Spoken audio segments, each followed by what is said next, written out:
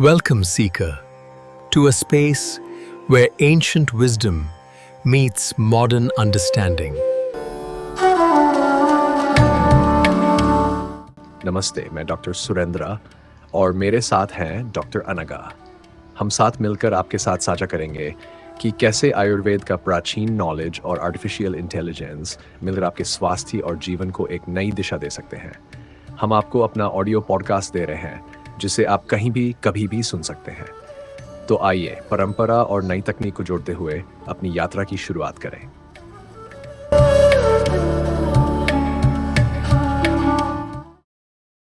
नमस्कार। आज हम आयुर्वेद की दुनिया में थोड़ा गहराई से उतर रहे हैं, पर एक खास नज़रिए से। हमारे सामने ना कुछ रिसर्च पेपर्स के हिस्से हैं। ये आयुर्वेद में रिसर्च एथिक्स मतलब अनुसंधान नैतिकता पर बात करते हैं और भारत सरकार का जो विजन 2047 है और कैसे इस पुराने ज्ञान को एआई मतलब आर्टिफिशियल इंटेलिजेंस से जोड़ने की बात हो रही है, उस पर भी। तो हमारा मकसद है कि इन पेपर से वो खास बातें निकालें जिनसे ये समझ आए कि भाई ये हजारों साल पुरानी परंपरा आज के साइंटिफिक दौर में कैसे आगे बढ़ेगी, वो भी अपनी पहचान खोए बिना। बिल्कुल। और ये सिर्फ नियमों की एक लिस्ट नहीं है। ये समझने की कोशिश है कि आयुर्वेद के जो अपने सिद्धांत है ना, जैसे धर्म है, अहिंसा है, उनको आज की रिसर्च में कैसे फिट करें।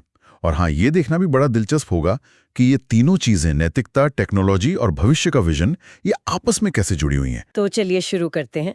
सबसे पहला सवाल तो मेरे मन में यही आ रहा है कि आयुर्वेद जैसे पारंपरिक सिस्टम में ये रिसर्च एथिक्स की इतनी बात क्यों हो रही है? क्या ये नॉर्मल मेडिकल रिसर्च से अलग है? हाँ, ये काफी अलग है। देखिए, जो सामान्य बायोमेडिकल रिसर्च होता है ना, वो अक्सर किसी एक बीमारी या एक दवा पर फोकस करता है।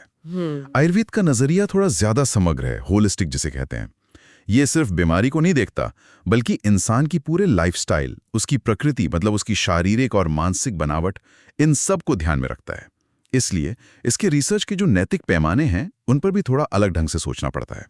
इसकी जड़ें तो धर्म यानी सही बर्ताव और सर्वे जना सुखिनो भवन्तु मतलब सब सुखी हों, इस सोच में है। अच्छा, तो ये सिर्फ नियम कानून की बात नहीं हुई, ये तो एक गहरी फिलॉसफी की बात हो गई। बिल्कुल।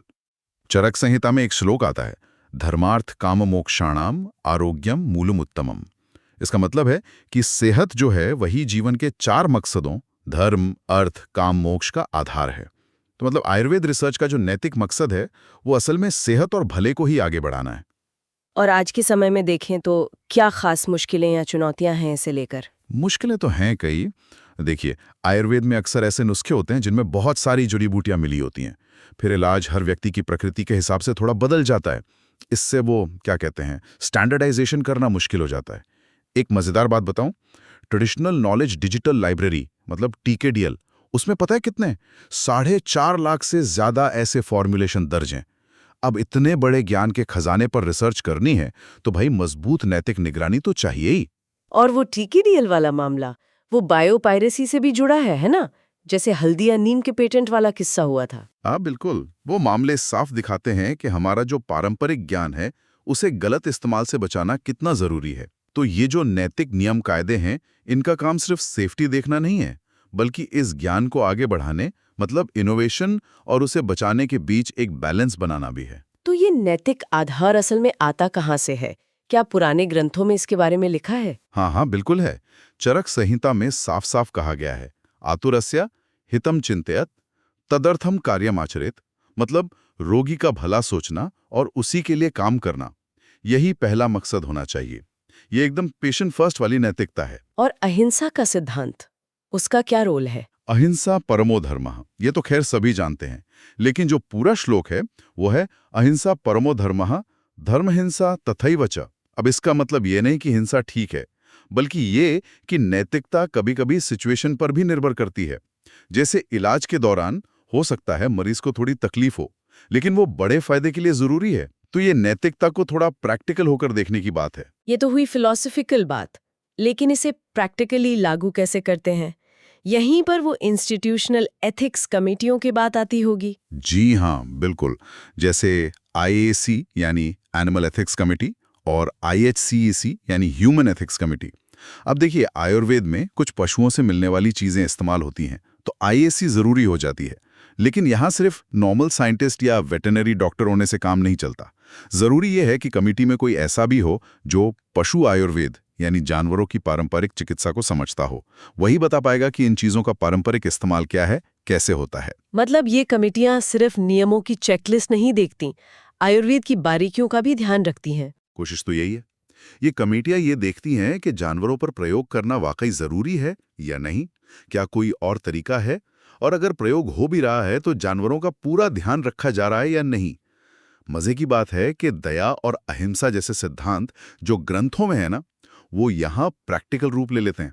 बल्कि पशु आयुर्वेद का ज्ञान तो शायद एंटीबायोटिक रेजिस्टेंस जैसी आज की समस्याओं के हल में भी कुछ मदद कर सकता है। और इंसानों पर जो रिसर्च होती है उसके लिए जो कमेटी है IHEC, इसमें क्या अलग है? वहां भी मतलब पारंपरिक ज्ञान की समझ बहुत जरूरी है। ICMR यानी Indian council of medical research, उसने भी ये माना है अच्छा, कि जब आयुर्वेद जैसी पारंपरिक पद्धतियों पर रिसर्च हो तो रिव्यू कमेटी में उस सिस्टम के एक्सपर्ट्स को शामिल करना ही होगा। ये जरूरी है। ऐसा क्यों? क्या वहाँ मुद्दे अलग होते हैं क्या? हाँ, कुछ मुद्दे बहुत ही खास होते हैं आयुर्वेद के। जैसे इलाज प्रकृति के हिसाब से तय होता है, तो मरीज से जो सहमति लेते हैं इन्फॉर्म्ड कंसेंट, वो कैसे ली जाए जिसमें उसकी प्रकृति की बात भी शामिल हो। आयुर्वेद में कई बार इलाज में दवा, खाना पीना, लाइफस्टाइल सब कुछ शामिल होता है। तो ऐसे कॉम्प्लेक्स इलाज का रिस्क और फायदा कैसे तौलें? फिर वो नाड़ी परीक्षा जैसी पारंपरिक जांचें हैं, उनके लिए सहमति कैसे लें? और सबसे जरूरी कल्चरल सेंसिटिविटी, मरीज की जो मान्यताएं हैं उनका सम्मान करना। ये तो सुनने में वाकई काफी कॉम्प्लेक्स लग रहा है। चरक संहिता में वैद्य के गुणों की बात भी थी ना शायद, क्या वो यहाँ काम आती है? बिल्कुल। चरक ने चिकित्सा चतुष्पाद बताए थे। इलाज के 4 पैर: वैद्य, दवा, नर्स या अटेंडेंट और खुद रोगी। और सबके अपने नैतिक कर्तव्य बताए हैं। वैद्य के लिए तो 4 गुण बताएं। पहला, हुनर यानी स्किल। दूसरा, शास्त्रों का ज्ञान। तीसरा, प्रैक्टिकल एक्सपीरियंस। और चौथा, शुचि यानी पवित्रता या नैतिक आचरण। ये गुण आज भी एक अच्छे रिसर्चर पर लागू होते हैं। आजकल NIA यानी नेशनल इंस्टीट्यूट ऑफ आयुर्वेद जैसे संस्थान बाकायदा डिटेल्ड SOPs मतलब स्टैंडर्ड ऑपरेटिंग प्रोसीजर बना रहे हैं ताकि आयुष GCP जैसे गाइडलाइंस का पालन ठीक से हो। ठीक है, तो रिसर्च हो गई, अब उसे पब्लिश करना है, छापना है। क्या तब भी कोई खास नैतिक बातें ध्यान में रखनी होती है आयुर्वेद में? हाँ, यहाँ भी एक बड़ा यूनिक चैलेंज है। वो ये कि पारंपरिक ज्ञान का क्रेडिट किसे दें। ये ज्ञान किसी एक इंसान की खोज तो है नहीं, पीढ़ियों से चला आ रहा है। वो TKDL प्रोजेक्ट का ही उदाहरण लें, उसमें करीब 300 वैद्य, संस्कृत के विद्वान, एनालिस्ट सब शामिल थे। ये दिखाता है कि ज्ञान सबका था, साझा था, तो क्रेडिट भी साझा होना चाहिए। तो पब्लिश करते समय किन चीजों का ध्यान रखना होता है? मोटी मोटी बातें हैं। जो मूल ग्रंथ हैं, श्लोक हैं, उनका सही सही हवाला देना। जो पारंपरिक वैद्य हैं उनको भी रिसर्च के नतीजों को लोगों तक पहुंचाने में शामिल करना। अगर रिसर्च से कोई कमाई होती है, बिजनेस होता है, तो उसका कुछ फायदा समुदाय के साथ बांटने के बारे में सोचना। और हाँ, बायोपायरेसी से बचने के तरीके अपनाना। क्या जो आयुर्वेदिक जर्नल्स वगैरह हैं वो इन बातों का ध्यान रखते हैं? देखिए, जो अच्छे जर्नल्स हैं जैसे journal of Ayurveda and holistic medicine, वो कोप जैसे इंटरनेशनल स्टैंडर्ड्स को तो मानते ही हैं। साथ में वो पारंपरिक ज्ञान की चोरी पर बहुत सख्त हैं।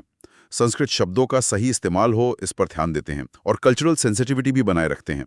एक तरह से कहें तो ये ज्ञान के प्रति सम्मान की बात है। जैसा एक श्लोक भी है ना, विद्याम ददाति विनयम, मतलब सच्चा ज्ञान विनम्रता लाता है और उसी से ज्ञान पाने और बांटने की काबिलियत आती है। तो हमने नैतिकता की जड़ों से लेकर कमिटियों और पब्लिकेशन तक की बात की। अगर इन सबको एक साथ देखें तो आयुर्वेद रिसर्च के मूल नैतिक सिद्धांत क्या हुए संक्षेप में? देखिए, कुछ बातें हैं जो बार बार घूम फिर कर सामने आती हैं।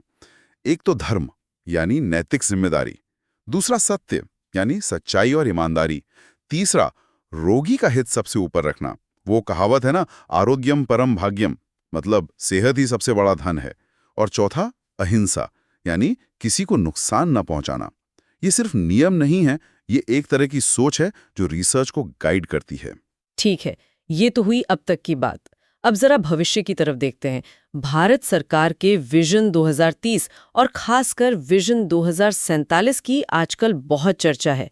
आयुर्वेद के लिए इसमें क्या खास है? यहाँ आकर चीजें काफी दिलचस्प हो जाती हैं, है ना? बिल्कुल। विजन 2047 आयुर्वेद के लिए एक बहुत बड़े बदलाव का प्लान है, समझिए। धारा विजन आयुर्वेद 2047 नाम से एक पहल भी शुरू हुई है जो इसका पूरा रोड मैप बना रही है, और इसमें टेक्नोलॉजी, खासतौर पर एआई की एक बहुत बड़ी भूमिका देखी जा रही है। एआई और आयुर्वेद, ये कॉम्बिनेशन सुनने में थोड़ा चौंकाने वाला लगता है। ये कैसे जुड़ेगा भला? देखिए, मेन आइडिया ये है कि एआई की मदद से आयुर्वेद का जो पर्सनलाइज्ड इलाज है ना, प्रकृति के आधार पर, उसे बड़े स्केल पर लागू किया जाए। ओके। मशीन लर्निंग के जो एल्गोरिदम है वो किसी व्यक्ति की बनावट, उसके दोष पैटर्न, इन सब का विश्लेषण करके ज्यादा सटीक और व्यक्तिगत इलाज सुझाने में मदद कर सकते हैं। मतलब टेक्नोलॉजी पारंपरिक ज्ञान को ज्यादा लोगों तक पहुंचाने में मदद करेगी। हाँ, और शायद उसे वैज्ञानिक तौर पर और ज्यादा पुख्ता बनाने में भी। आयुष्मान भारत डिजिटल मिशन यानी ABDM, उसमें भी आयुष सिस्टम्स को जोड़ने का प्लान है। सोचिए, आपका जो डिजिटल हेल्थ रिकॉर्ड हो, उसमें आपकी प्रकृति या आयुर्वेदिक जांचों की डिटेल्स भी हों। टेलीमेडिसिन के जरिए दूर बैठे लोग भी आयुर्वेदिक सलाह ले पाएं, और एआई सिस्टम डॉक्टरों को डायग्नोसिस में मदद करे। क्या सरकार की कोई खास स्कीम्स वगैरह हैं जो इस तरफ काम कर रही हैं? हाँ, कई हैं। आयुष मंत्रालय की आयुर्ज्ञान स्कीम है जो एजुकेशन, रिसर्च पर फोकस करती है। आयुष स्वास्थ्य योजना है जो पब्लिक हेल्थ में आयुर्वेद को लाने की कोशिश कर रही है। ये सब उसी विजन का हिस्सा है। और इसी दुनिया भर में भी नोटिस किया जा रहा है। WHO ने भी माना है कि भारत पारंपरिक चिकित्सा में एआई का इस्तेमाल करने में काफी आगे बढ़ रहा है। इसके अलावा कोई और बड़ी पहल जो ध्यान खींचती हो? एक आयुर्जिनोमिक्स प्रोजेक्ट है, वो काफी महत्वपूर्ण है। ये आयुर्वेदिक प्रकृति के असेसमेंट को जिनोमिक्स यानी जीन्स की स्टडी से जोड़ता है। और वो TKDL तो लगातार बढ़ ही रहा है। वो 4.5 लाख से ज्यादा नुस्खों का डेटाबेस अब 5 इंटरनेशनल भाषाओं में भी है, ताकि दुनिया भर के पेटेंट ऑफिस उसे देख सकें और गलत पेटेंट ना मिले। तो एआई असल में कर क्या रहा है आयुर्वेद में? मतलब कुछ प्रैक्टिकल उदाहरण दे सकते हैं? देखिए, एक बड़ा काम तो है पारंपरिक डायग्नोसिस को डिजिटल बनाना। प्रकृति असेसमेंट एआई जैसे सिस्टम बन रहे हैं। ये सवालों, बायोमेट्रिक डेटा जैसे बॉडी टेम्परेचर, पल्स रेट और लाइफस्टाइल की जानकारी से व्यक्ति की प्रकृति का काफी हद तक सही अंदाजा लगा सकते हैं। यहां तक कि नाड़ी परीक्षा जैसी चीज जो इतनी सब्जेक्टिव मानी जाती है, उसे भी सेंसर और एआई से ऑब्जेक्टिव बनाने की कोशिशें चल रही हैं। ये तो हुई जांच की बात। क्या दवाएं खोजने में भी एआई मदद कर रहा है? हाँ, ये दूसरा बड़ा एरिया है। डीप लर्निंग एल्गोरिथम उन कॉम्प्लेक्स आयुर्वेदिक नुस्खों का विश्लेषण कर सकते हैं जिनमें ढेरों जड़ी बूटियां होती हैं। इससे ये समझने में मदद मिल सकती है कि असल में कौन सा केमिकल कंपाउंड है जो असर कर रहा है, दवा कैसे काम कर रही है। एआई तो पारंपरिक पैमानों के आधार पर यह भी भविष्यवाणी कर सकता है कि इलाज कितना कामयाब रहेगा। इससे पारंपरिक दावों को वैज्ञानिक सबूत देने में मदद मिलेगी। भविष्य में और क्या-क्या देख सकते हैं हम एआई और आयुर्वेद के इस मेल से? कल्पना तो पूरे डिजिटल हेल्थ ऑटोमेशन की है। जैसे पंचकर्म जैसा इलाज है, उसकी पूरी प्रक्रियाओं को डिजिटल ट्रैक करना, जड़ी बूटियों की क्वालिटी और स्टॉक का एआई से मैनेजमेंट, व्यक्ति की प्रकृति के हिसाब से एआई का नुस्खे तैयार करना, मरीज की प्रोग्रेस पर नजर रखना, ये सब मुमकिन हो सकता है। लेकिन क्या एआई सिर्फ डेटा और पैटर्न ही देखता है? आयुर्वेद का आधार तो ग्रंथ और श्लोक भी हैं। ये भी एक बहुत दिलचस्प पहलू है। एआई का इस्तेमाल संस्कृत ग्रंथों के विश्लेषण में भी हो रहा है। नेचुरल लैंग्वेज प्रोसेसिंग यानी NLP तकनीक से श्लोकों का मतलब समझने, उनमें छुपे इलाज के ज्ञान को निकालने और उनका अनुवाद करने में मदद मिल रही है। इससे ये पुराना ज्ञान आज के रिसर्चर्स के लिए ज्यादा आसानी से उपलब्ध हो सकता है। पर क्या इसमें खतरा नहीं है? अगर सब कुछ एआई और डेटा पर ही आधारित हो गया, तो वो जो पारंपरिक वैद्य का अपना अनुभव होता है, एक इंट्यूशन होता है, क्या वो चीज पीछे छूट जाएगी? ये एक बहुत ही वाजिब चिंता है और शायद ये सबसे बड़ी चुनौती भी है। टेक्नोलॉजी मदद कर सकती है, स्टैंडर्ड बना सकती है, लेकिन क्या वो उस मानवीय स्पर्श, उस समग्र नजरिए की जगह ले सकती है जो आयुर्वेद की असली पहचान है? ये बैलेंस बनाना बहुत बहुत जरूरी होगा। इस भविष्य की तरफ बढ़ने के लिए जो युवा रिसर्चर्स हैं, उन्हें कैसे जोड़ा जा रहा है? इसके लिए भी कोशिशें हो रही हैं। धारा आयुर्वेद 2047 जैसी प्रतियोगिताएं हो रही हैं जो स्टूडेंट्स को नए आइडियाज लाने के लिए मोटिवेट कर रही हैं। चाहे वो कोई एआई बेस्ड ऐप हो या कोई नया पारंपरिक नुस्खा, दोनों तरह के इनोवेशन को बढ़ावा दिया जा रहा है। और पढ़ाई लिखाई के लेवल पर क्या हो रहा है? अब जो आयुष के ग्रेजुएशन कोर्सेज है ना, आयुर्वेद, यूनानी, योग, सिद्धा, होम्योपैथी, उनमें रिसर्च मेथोडोलॉजी पढ़ना कंपलसरी कर दिया गया है, NCISM ने किया है। साथ ही आयुष कॉलेजों, इंजीनियरिंग इंस्टीट्यूट्स और टेक कंपनियों के बीच मिलकर काम करने को, मतलब इंटरडिसिप्लिनरी कोलैबोरेशन को बढ़ावा दिया जा रहा है, क्योंकि भविष्य इसी में है। और जो स्टूडेंट्स कुछ नया बनाते हैं उसे मार्केट तक पहुंचाने में भी कोई मदद मिल रही है। हाँ, स्टार्टअप इकोसिस्टम बनाने और आयुर इन्फॉर्मेटिक्स लैब स्थापित करने पर जोर है, हाँ। ताकि अच्छे आइडिया सिर्फ लैब तक ही ना रह जाएं, बल्कि सच में लोगों तक पहुंचें और काम आए। ये सारी कोशिशें मिलकर स्टूडेंट्स को विजन 2047 के लक्ष्यों में योगदान देने के लिए तैयार कर रही हैं, जैसे गांव तक बेहतर हेल्थ केयर पहुंचाना, पारंपरिक ज्ञान को साइंस से जोड़ना और असरदार इलाज विकसित करना। तो अगर हम इस पूरी बातचीत को देखें, इसे समेटें, तो क्या तस्वीर उभरती है? हमने देखा कि आयुर्वेद में रिसर्च की नैतिकता कैसे पुरानी जड़ों और आज की चुनौतियों का एक मेल है, और भारत सरकार कैसे AI जैसी टेक्नोलॉजी के साथ इसे भविष्य में ले जाने का एक बहुत बड़ा महत्वाकांक्षी सपना देख रही है। कि विज्ञान और तकनीक के जो फायदे हैं उन्हें भी अपनाना है।